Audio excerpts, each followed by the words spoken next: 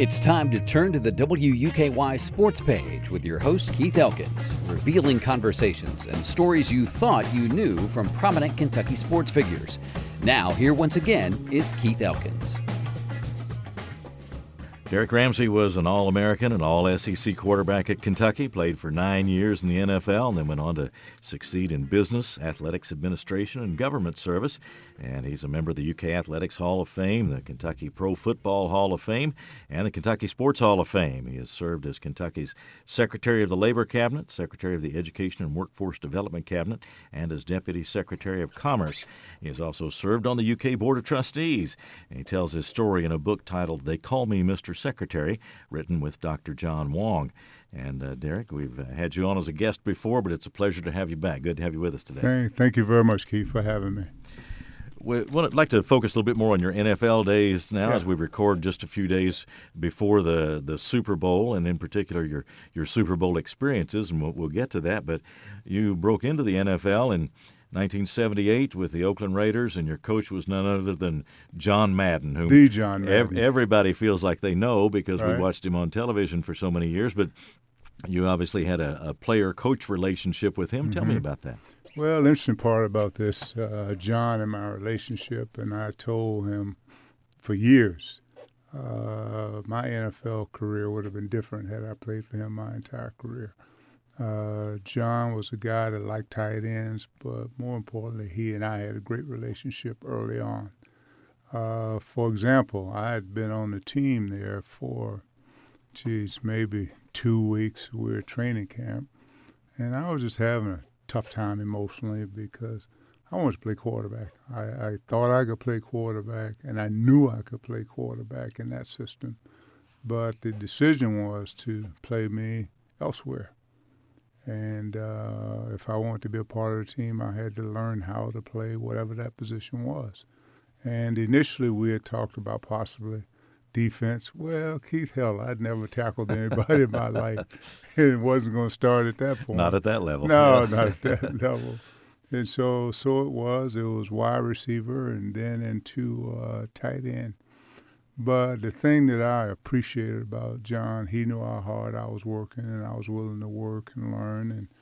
And I had learned that entire offense from a receiver, tight end position. I would learn that offense in a week. Mm-hmm. Because coming from the quarterback position, when I was the quarterback, I knew what every guy did on every play. So it was relatively easy for me to pick this up. But I remember Coach Madden calling me in. Like I said, this is 2 weeks into training camp. And I'm thinking, oh, man, he called me in already. I'm going to get cut before I even get a chance to get on the field. Mm-hmm. And he said, sit down, son. So I sat down, and he says, you're going to make my team. But if you tell anybody about this conversation, I'm going to cut you that same day. I said, Coach, you do not have to worry about me telling anybody anything. And, of course, I didn't. And 'cause I was like, Coach, I got another gear. I just got to learn what I'm doing. And he said, I know you're trying. But, I just need you to keep working, and you're going to have a career in the NFL. And I think you said in the book that he talked to you about if you ever became a coach to mm-hmm. keep in mind that at the NFL level especially, you're managing personalities a lot more than you are devising football strategies. That's exactly right. And, when you have all these incredible players, and especially today where players are making much, much more than their coaches. Mm-hmm. And so it's easy for them, and the money is guaranteed now, so it's easy for these young players to be soured and to just not do anything. And I think the best example of that, which was embarrassing to me, was a receiver from Philadelphia. What's their top receiver, the big guy, number 11. I mean, run like the wind, but he's a big, muscular guy. They'd gotten him from Tennessee. Anyway, a few weeks ago, 3 or 4 or 5 weeks ago, he's sitting on the sideline reading a book during the game. There is no book in the world that's that important. And it was embarrassment to me, especially as I talk to older players like myself or former players. They're like, what in the heck is this guy doing? And so there are things like that you have to manage. But if you have older players on that team, they go to that guy and say, man, what the heck are you doing? Throw that damn book in the trash and let's go play football. You know, if you want to read on your own time, or maybe this isn't the right team for you to be on because we don't read during the game. And so there are things like that in today's football that I necessarily don't agree with. But I think for that to happen, it all starts from the top. The message that you're sending, the message that what you will tolerate, the message that what we're trying to accomplish together is this. And that's not part of it. Mm-hmm. And thinking about John Madden, again, millions and millions of people feel like they got to know him and because of his work on television, and he connect with fans so well, too. Yeah. And there was a story, I think, that fans can relate to, even though it was a football story, but you made a kickoff return or a squib kick, and he practically chased you down the field. On the sideline, Yeah, tell me about that. Yeah, John, for those that got to watch John, he was an emotional guy. Mm-hmm. And I had been, trying to, because I wasn't playing. I was backing up Dave Casper, Raymond Chester, we had another guy also. I can't remember his name now. But I was literally fourth team, so I knew I wasn't going to play. I was a special teams guy. And going into the next week, it was going to be a Thursday night game. And so I told John, I said, Coach, I said, man, people don't even realize I'm on the team. I'm over here on the West Coast. At that time, the only time people would see the Raiders was on Monday Night Football. And I was telling him, I said, Coach, you got to get me in there just for one play so they can see that Derrick Ramsey from Kentucky is in the game, blah, blah, blah. And he, yeah, kid, go ahead, kid. Well, anyway, this particular game, I think it was against the Chargers. And I was in the wedge, which is the second group of players on a kickoff return. And so the guy just before halftime, they had just scored, so he squib kicked the ball to me. And I picked the ball up, and I ran it back to about our 25-yard line.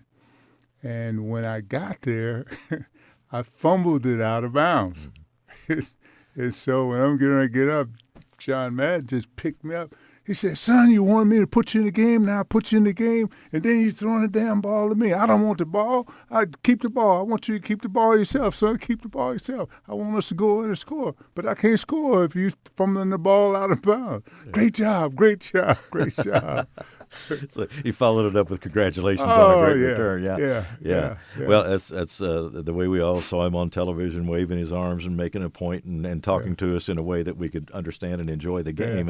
And as you say, talking about managing the personalities in football too. But now he retired after your first year, right? So then Tom Flores came in and continuing with the coaching theme here, obviously a different personality who wouldn't be a different personality than John Madden, but he was also your position coach, right? Or you when I first came in, Tom and I had a great relationship. As a matter of fact,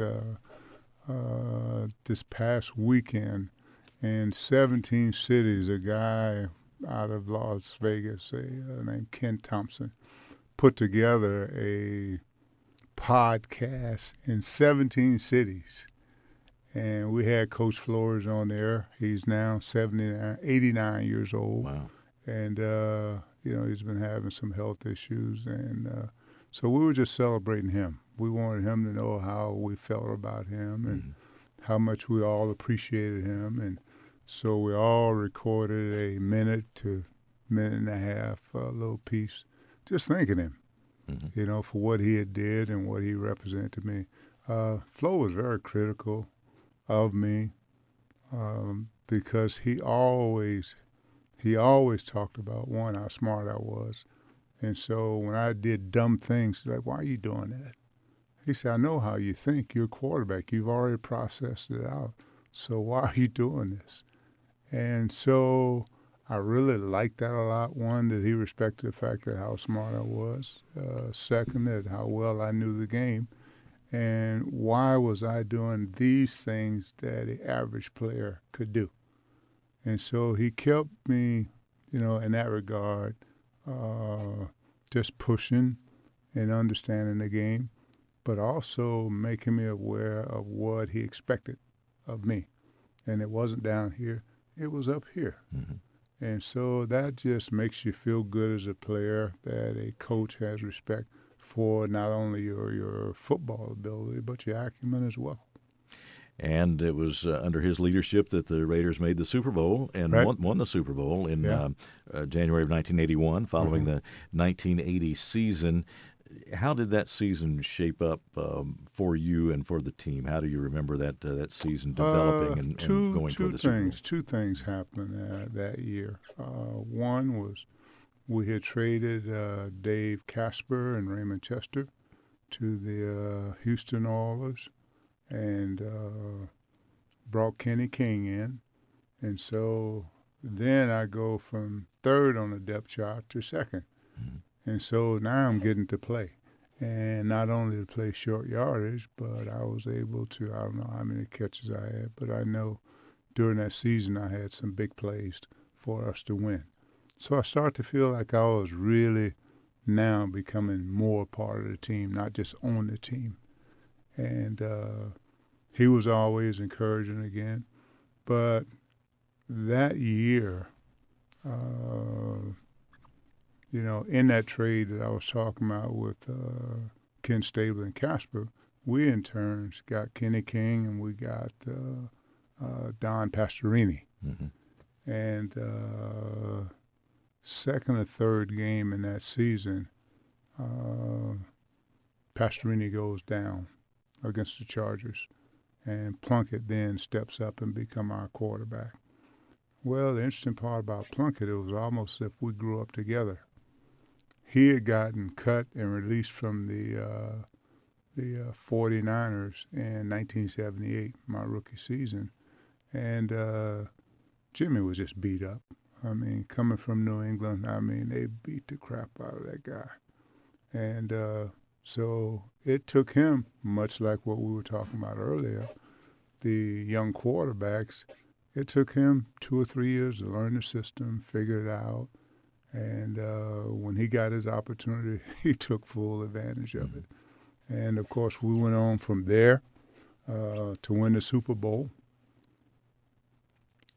The playoff run that time included a win at Cleveland. Yeah. And I was watching some highlights from that game. And, yeah, you did. They weren't long. It almost made me cold just to watch the highlights. But that was football players deal with this all the time, of course. But it was really cold that day. And that was a 14-12 Raiders win that Mike Davis made a late interception on to cut off Cleveland's drive. But what a dramatic win, and one that you had to have on the way that it was playoff time. The next time you speak with Frank Minifield, and I always tease Frank because that play became a historic play, and they talked about it on the radio and to the fans, and it was Red Right 88 was the play.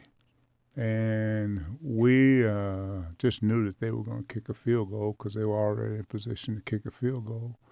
Well, instead, they try to go for a little short corner route with Ozzie Newsome, their great tight end. Mm-hmm. And Mike Davis undercut this thing, intercepted it.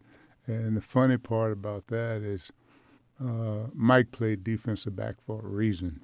He could run like the wind. But he couldn't catch a cold if you handed it to him with fans and everything all around him. But on that particular one, Mike made an awesome interception, and we, of course, went on to hold on and win. But that was, without question, the coldest game I've ever played in, one of the coldest games in NFL history. It was like 36 below. Mm-hmm. And the officials, they just kept There were maybe one or two flags the entire game, but they kept, let's just let's play. go. Right? Let's just play. Let's just get out of here. Yeah. Well, you had to have that one, of course, as part of your playoff run to the Super Bowl, and now here we are in the week of the Super Bowl for this year. It'll be Super Bowl 60 this time. Yeah. So, and the one we're talking about was what, 15? 15. Yeah. Yeah. So, but as it was. Already by that time, it became a huge event so quickly after the starting in the late 60s. But what do you recall about Super Bowl week as a player? You're trying to get ready for this big game, and there is, even at that time, a lot of attention on you. What's it like for a player? Well, that was an interesting game. One, I was just so excited, to be there. As a young kid, you dream of being a professional football player, or I did. I dreamed to and wanted to be a professional football player since I was 9 years of age. Everything I did, Keith, went into that. And so when this finally happens, after you pinch yourself, after you wake up from this deep dream, you realize that you're here. And that particular week, I think the thing that I will never forget is, okay, you're finally here. And then on Thursday, I step in a hole at practice and sprain my ankle, right? And I'm like, there ain't no way under the sun. I mean, my ankle swelled up like this. I mean, there's no way, and no way was I going to miss this. So we started a whole bunch of ice packing and a whole bunch of, okay, can you play? Yeah, I'm going to play. Yeah. I waited for this opportunity all my life, and sprained ankle's going to hold me out. I don't think so. Yeah, and that's the kind of injury that you sure can't hide it from anybody if your ankle's swollen to 2 or 3 times its size. I mean, sometimes a player might be tempted to just say, okay, I'm just not going to say anything, but they had to know. And this happened on a high school field, right? You were practicing on a high school field. Yeah. So, I mean, that was just the facility that was available, I guess, to practice at that time. Yeah, well, so. you come into those cities, and like you said, it was the place that was available for us to practice. Also, with Al Davis there, with him, if he could have enclosed that thing, he would have. Mm-hmm. He just wanted to be at a place where if somebody was going to be filming, if somebody was going to be watching our practice, they were going to have to work really hard to get there. Yeah. And I remember having security all around watching us practice. So, but no, that was a tough one. And, they injected that thing that Sunday before the game, and I just went out and did my thing. And you played. Yeah. I did. Yeah. And the game itself, once you get started, it's a football game, but on the other hand, it is the game. It's the biggest game, and like you say, it's a culmination of a dream, too. Once you get into it, all that part goes out the window. Mm-hmm. It becomes business as usual. And Flo being Tom Flores, kept telling us, throughout the week, and Al made it as close to a home game as possible. For example, when we flew into New Orleans, when we got off the plane, they had Raider signs everywhere. Mm-hmm. Okay, when we got on the bus, on the side of the bus, they had Raider signs everywhere. When we were going through town, on all the benches, all the billboards, it was Raider country, and so it felt like a home game because we were so well represented around the community. Mm-hmm. And throughout that week, we had an opportunity to go out and do some work into the schools and meet some of the young kids in high school and address them. And so, of course, they were excited, and I'm sure they went and told their friends, well, the Raiders were here. Yeah. And so it's just a culmination of many great things. But at the end of the day, just to be able to play in that game and to know that the world is watching, not just the East Coast, West Coast, the world's watching that game. And you ended up with a pretty decisive victory over Philadelphia. That must have been the great thrill. Yeah. But the interesting part about that is we knew we were going to beat them. And the reason we knew we were going to beat them, we had played them earlier in the season in Philadelphia. They had beaten us 10-7. That particular game, Plunkett got sacked 7 times. They had this great defensive end, Claude Humphrey. Claude Humphrey had five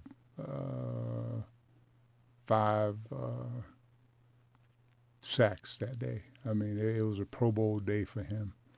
And even in that game, with them having 7 sacks, we still, at the end of the game, had a few chances to win.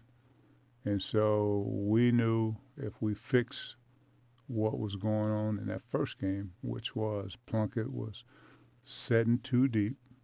You know, as a quarterback, you got a 3-step, 5-step, 7-step drop. Well, he was dropping 7, but he was also drifting to the right. Okay, well, Claude Humphrey was there to the right. Mm-hmm. And so as he drifted to him, it made Henry Lawrence's job next to impossible to block this guy. Claude was an incredible, super pro defensive end at that time. And so we fixed that.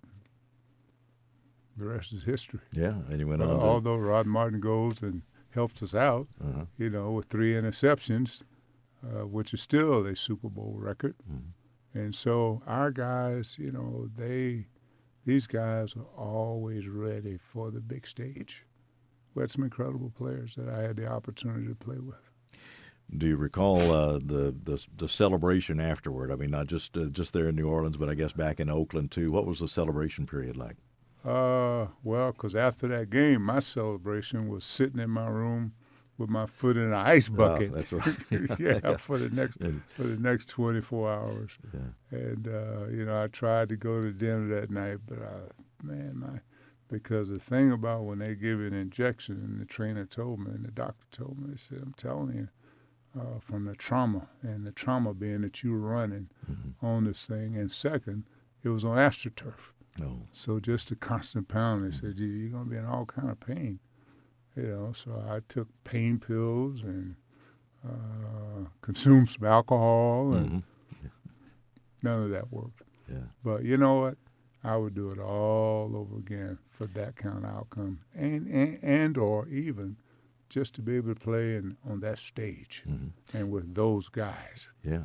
Yeah, and obviously an experience that stays with you for a lifetime. And as far as the pain involved, it's going to be the last game of the season. You know that, so you got a little time to heal. But what a memorable experience. Well, you had a second Super Bowl, and of course things evolve in pro football. There are injuries, there are coaching changes, and all kinds of things happen between the first one with the Raiders and the second one with the Patriots a few years later. But take us a little bit through that journey to New England and then that second Super Bowl appearance. You know, I had Al and I had a little falling out, and I knew at that time I was the best tight end on that team, and the year before that, '82, I was a first alternate to the Pro Bowl, and I was behind, you know, Kellen Winslow and then Ozzie Newsome. So I knew I was on schedule where I was supposed to be, and I wanted to have my contract torn up and renegotiated. And what he wanted to do was add additional years to the current contract. Well, I wasn't going to do that. That's just, no. You know, and I had negotiated my first contract myself, and, you know, I understood how this thing goes. These are the 2 top tight ends in football. They deserve to be paid more than me. But I don't need to be that far away from them because I'm the first alternate to one of these guys slipping on ice and falling down. Right. I'm the next guy in line. Mm-hmm. Well, that's not how he saw it. And so I'd had a knee injury during that preseason, and we had a policy you couldn't lose your job to injury. And somehow or another, I managed to do that. But I knew that was all because of the dispute that he and I were having. But, you know, I understood early on about this thing. It was business. You know, it wasn't personalities, until this man died. After those years of being cast, out to the wilderness, we made up and had a great relationship. So I get to New England, and Ron Myers was the coach over there, and he and Coach Kersey were great friends, which was a good thing. But the guy that was responsible for bringing me to New England was a guy named Lou Erber. And on that 81 Super Bowl, Lou was the offensive coordinator for the Raiders, and he was the receiver coach for the Raiders of that 76 Super Bowl. And so I'd called Lou and told him, hey, I got to get out of here. I'm not backing up anybody anymore. I'm either a starter or I'm not playing. And he said, Al's not going to trade you. And I said, I went in and talked to Al, and I forced his trade. He'll trade me. Because what I would do is some days I wouldn't practice. I'd just sit on my helmet. During games, I wouldn't play. I'd just sit on my helmet, and sometimes I'd go. I was doing just enough to keep myself from being fined and suspended. Mm-hmm. I would go to practice every day. I was on time, sat in the meetings, wasn't disruptive, I was just there. And so we worked out the trades for me to come to New England. New England was having a tough time with Mike Haynes. They couldn't sign him. So the Raiders traded me to New England for a draft pick and myself. And for the Patriots, they sent over Mike Haynes and Hasselbeck, big tight end. And so we got there, and Ron was telling me how good of friends him and Fran was. So I was comfortable immediately because Fran and I still talked on a regular basis. And I'd call Fran and told him, what Ron had said about him and how high esteem he had spoken about him. Mm-hmm. And so Fran told me, he said, I told Ron, damn it, you better take care of my boy. Yeah. And so Ron and I had a relationship much like Fran and I. I mean, we had a great, great relationship. He understood me. I understood him. I understood what he was expecting of me. And so they were going to, we went to a 2 tight end offense, and I went to H-back. And so that was designed where I was going to catch a bunch of balls. And, the next year, they fired Ron Myers and the guy that brought me over there, and they bring in some other coaches. And for the first time in my career, I had a coach that I didn't get along with.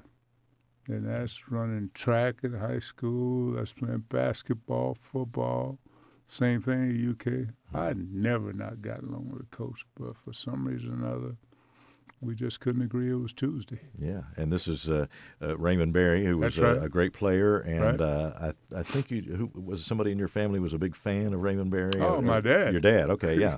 yeah. And because my dad was a Colts fan. Yeah, and so here's Raymond Berry, who has at least that connection with your dad, and so you may have been excited at first, but then I was more than excited. Yeah. I was more than excited, because the players, tight ends like myself, we all marveled John Mackey, a big guy that could run. Mm-hmm. He was the first guy that could catch a ball at the 30 and take it 70 yards. And, I was one of those kind of tight ends. I've probably had 4 or 5 catches over 50 yards for a touchdown. And so I was just excited to learn from him, because he was an incredible receiver of the time.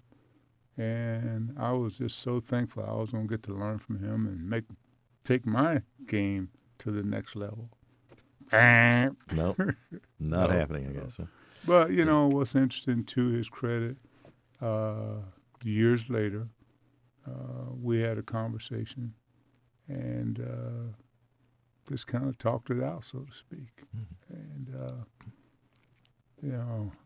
I was the athletic director at Coppin State at the time. And, Raymond was still a big name in Baltimore, still.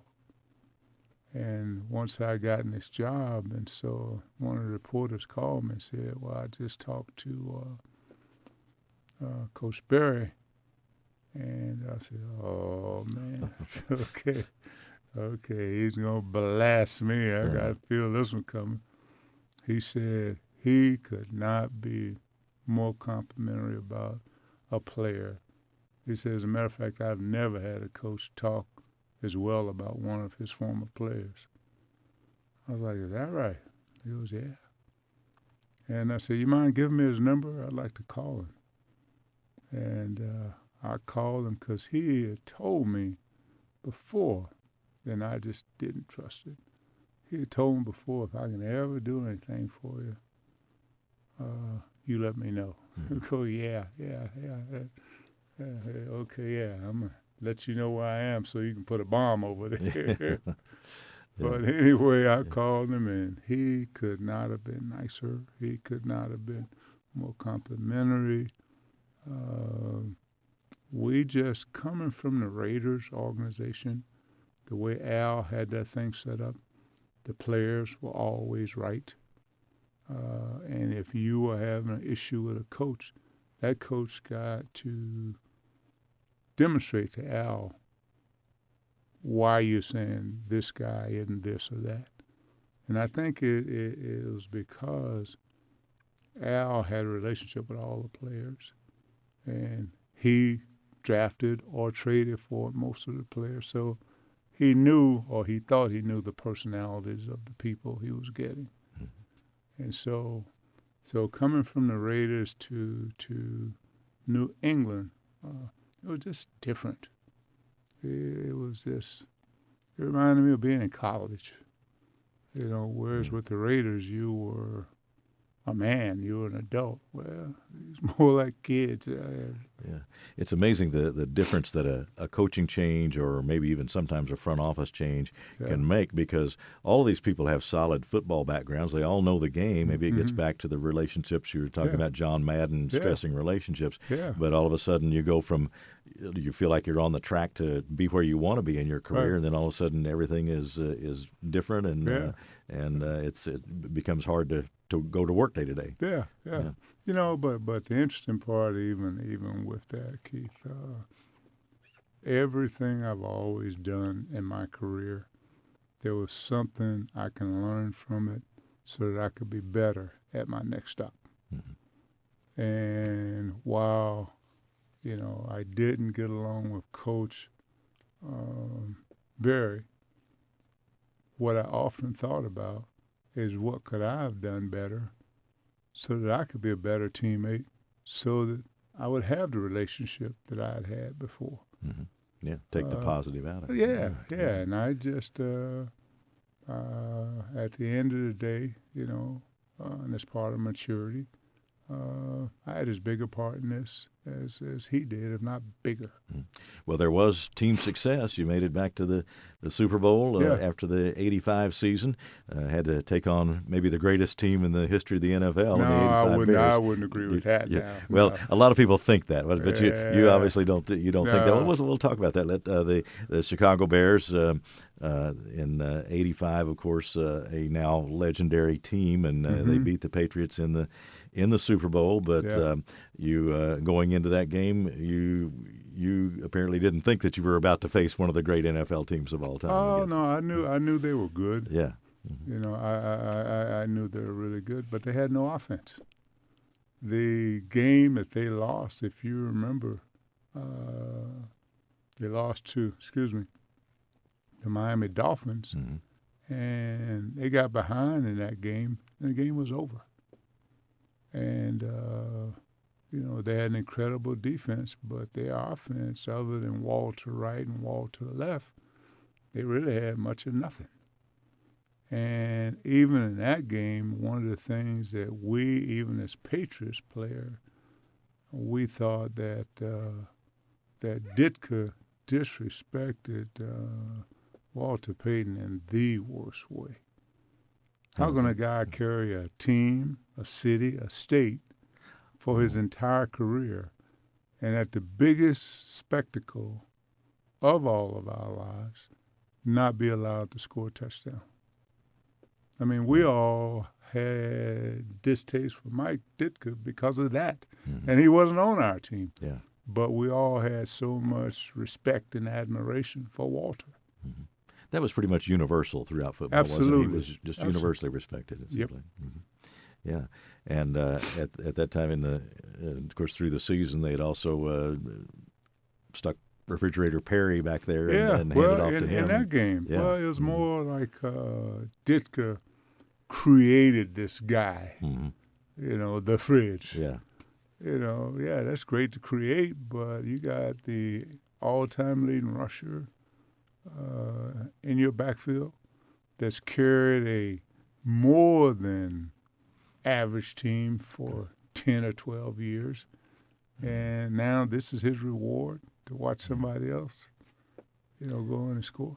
Let me ask you the difference as we getting ready for Super Bowl again this year, recording a few days before the Super Bowl. Yeah. How much difference it makes to have players who have Super Bowl experience, because in your second one, of course, you have a little bit better idea of what's coming. How much difference does that make?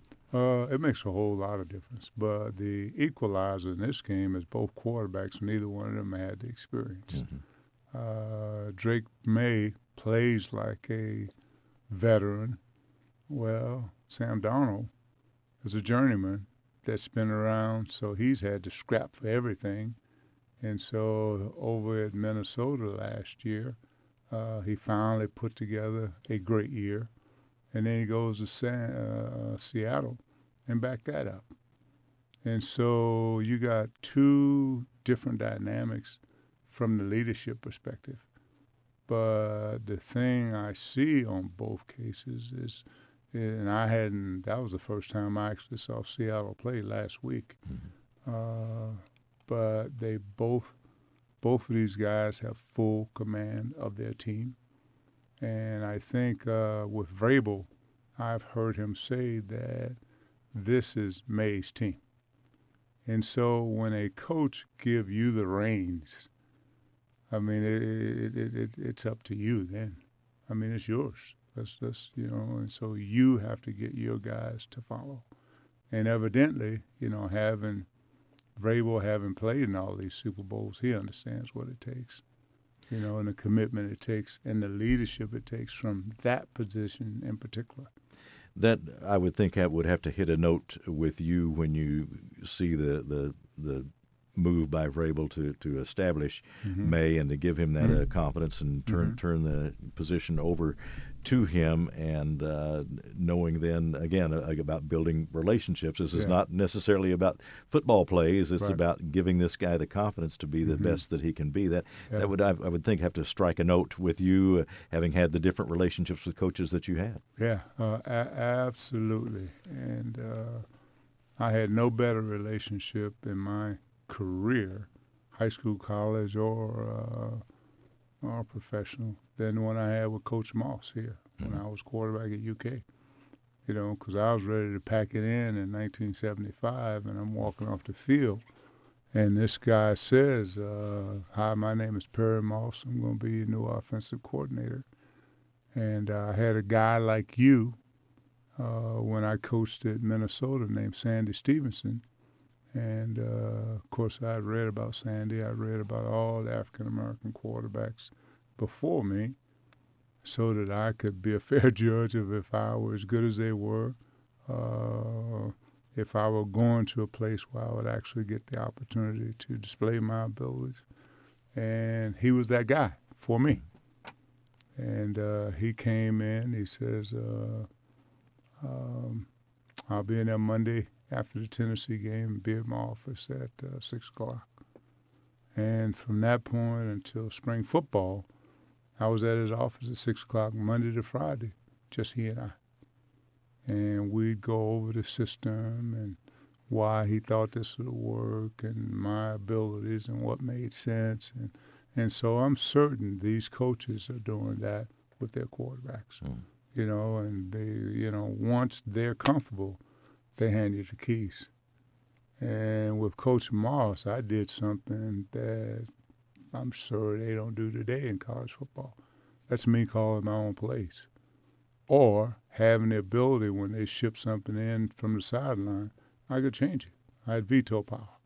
Right. There's a photo in your book of you conferring with Frank Kersey on the sidelines, and you said, I probably changed the play before I got back to the huddle. You at least had the opportunity to do that. That's right. That's right. But again, that's that trust factor. You and that coach becoming one. You understands what he's thinking. He understands what you're thinking. Because in the heat of a game, it's great that they can call plays from the side. But if you're in the middle of that battle, you see things a different way. You see it at a different tempo. For example, we're playing the University of Florida. It's in 76. Here in Lexington, it was hot. And I sped the game up intentionally because I knew we had gotten the ball on about the 25-yard line, but we were getting chunk plays. We would pick up a run at 12, pick up a run at 19, pick up a run at 6. And so Coach Kersey calls timeout. And so I come to the sideline, and Coach Moss is like, Rams, you got to slow this thing down. You're going to kill them big guys out there. It's hot. I said, I got it, Coach. I got it. He said, now slow it down. Just slow it down. I go, yep. Well, knowing in my mind, I'm not going to slow this thing down. And so I went back in the huddle, and I told my guys, I said, hey, guys, I know it's hot. I said, but I need you all to trust me. I said, we got these guys on the run. I said, we take this thing down, we shove it in their damn throat, and this game's over. I said, so I just need you all to trust me. I said, I won't leave anybody out here on the field. I'll carry you personally myself, carry you off the field. I just need you to trust me on this one. We took it down there, shoved it down their throat. I think we ended up beating them by 2 or 3 touchdowns. Game over. Yeah. But again, there's a trust, and the coaches trusted me, but more importantly, my teammates trusted me. Yeah. Well, we've talked a little bit about the quarterbacks on these Super Bowl teams, but as the game now just a few days away, based on what you've seen, what do you think the outcome is? Well, you're just as a quarterback or as a player, you're just replaying what you've seen of these guys, what you can take advantage of from these guys, what kind of surprises they're going to try to make that you haven't seen, in particular against May. He's an incredible player, but he's only been playing 2 years. Mm-hmm. So that means he's played 34 games, where the other guy has played 8 seasons. He's been a starter some. He's been in and out. And so for him, this is his chance now to prove all of those other people wrong. So he's got games going on in his mind. So you're liking the veteran in this case. Well, I think I haven't seen them enough, but I know that Vrabel has been there, and so I watch things, Keith. Like for example, you watch Vrabel after the game. After each game, he has won. He's always hugging his guys. When they make big plays during the game, he's always hugging his guys, and it's not one of those things where it just for TV. Mm-hmm. That's him. And after the end of each game, he runs to the tunnel and greets every one of his guys. Those guys will lay it on the line for him like nobody's business. And for one game, you just have to be good. One game, not one season. Right. If you just have to be good one game,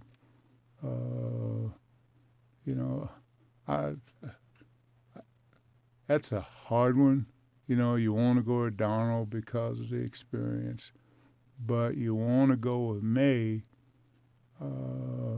because of where Vrabel's been. And I know Vrabel's not playing in this game, but he's playing in this kid's mind. Because when you can tell somebody what you see and what you think from experience rather than what you read, it's totally different. Mm-hmm. It's totally different. And even in that game last week against, not last week, 2 weeks ago against Houston, well, he had a horrible game. But at the right time, he made big plays. And so, I don't know. Yeah. Well, it's the job done by Vrabel has been incredible in that no one really expected New England to be Super Bowl bound this soon after the whole end of the Belichick-Brady era, did they? The only thing about that is that first they had the easiest schedule in football. Yeah. That helped.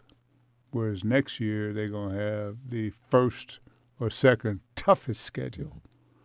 And so it allowed him to mentor this kid throughout this year. And again, when you have somebody that's seen it, when I became a starter, Raymond Chester was my backup. Well, this guy was one of the best tight ends in football.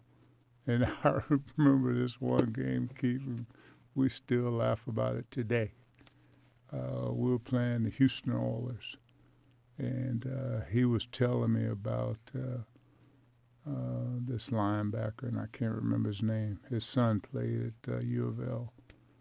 And he said, Rams, he said, watch this guy's form. Because I'm getting off, I'm blocking him, I'm just handling this guy. And I'm thinking, what's he talking about? I'm handling this guy. Man, this guy hit me with that forearm. It got under my helmet. I thought he had broke my nose. Yeah. I went down on one knee. I was just kind of reaching because I was, had a light concussion there, was dazed.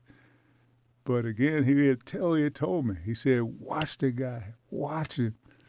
So it's those kinds of things that a guy can tell you to prevent you from going down to your knees like I did. Mm. Yeah, just to provide the insights maybe that somebody else couldn't. Well, I appreciate your insights on NFL life and Super Bowl appearances and the challenges that are being faced by Seattle and New England as they get ready for this one in just a few days. Again, we're recording on Wednesday before Super Bowl Sunday. And just as a way of wrapping up, of course, the University of Kentucky is entering a new football era at this time with a new coach, Will Stein. It seems to have brought a lot of energy to the position. What are your initial impressions of what he's done so far? Well, I've met Coach Stein. Haven't really had much time to talk with him, and we're going to do that. But my first impression at his first press conference when they brought him here, he reminded me of a young guy named Francis Kersey. Yes. He reminded me of Fran because he has that kind of energy. Fran at the time was the youngest coach in Division I football. I think he was 36 years old. Coach Stein, I think, is 38, or I got them vice versa. It's in that range, yes. Okay, They're very close. Mm-hmm. And so, but he has that same kind of energy, that same kind of vibrancy, and same kind of excitement. And I'm really excited about the jobs he's done at the University of Oregon with those quarterbacks. He's done a heck of a job with them. And so if we can do that and secure our offensive line, because if you don't have an offensive line as a quarterback, you spend most of your time getting up than you do throwing down. Well, Derrick, you've shared a lot of the insights that we've talked about today in your book. It's called They Call Me Mr. Secretary, co-written with John Wong, and you really talked about a lot of personal issues and NFL issues and things you went through at UK. Let me just ask you about writing the book. What made you think this is the right time? I need to tell this story, and here's the right opportunity. What went into it? I had been thinking about this for some time, but it had to be purposeful. I didn't want to just fill up some pages. I wanted to be able to, when I put this on pages, that people could learn from it. People could, so often, in particular young people, they think that you came from this privileged background. That's how you got there. You know people. The football part, it's self-explanatory. You don't play, you don't perform, you don't get to move up. But when you get into the political world, I was mentored by one of the best, and that being A.B. Happy Chandler. Mm-hmm. I've had this love affair for politics since I was 19, 20 years old. So it was just a matter of timing. It was just a matter of who. It was just a matter of, whether I was going to be a Democrat, whether I was going to be a Republican, because early in life I was a Democrat.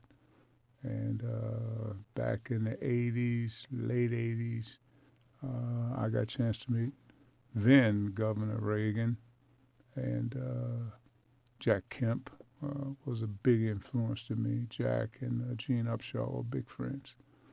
And Jack in particular, he would always tell me, Derrick, there's room for everybody under this tent. Because growing up, in particular in the South, most African Americans were Democrat. Both my parents were Democrats, my siblings were, and I kind of broke off and did my own thing. And I remember my mom said, boy, what the hell are you doing? What are you doing? Well, it was just time for me to go my own way, despite the influence that Governor Chandler had on me. I just learned from what he had given me, the ideas he had given me. But that started with my role as quarterback at the University of Kentucky. If I want to stay Democrat, if I want to stay the way that my parents were, then that means I should have went to HBC. But instead I came to the University of Kentucky, and once I left Florida to go to New Jersey, that all changed anyway then. Had I stayed in Florida, I'm certain I would have gone to Grambling. Coach Robinson had came down to visit me when I was a sophomore in high school after we won the state championship, and without question, that's I was there. There was another guy, legendary coach at Florida A&M, Jake Gaither was his name, but Jake had retired by the time I would have been coming out of high school.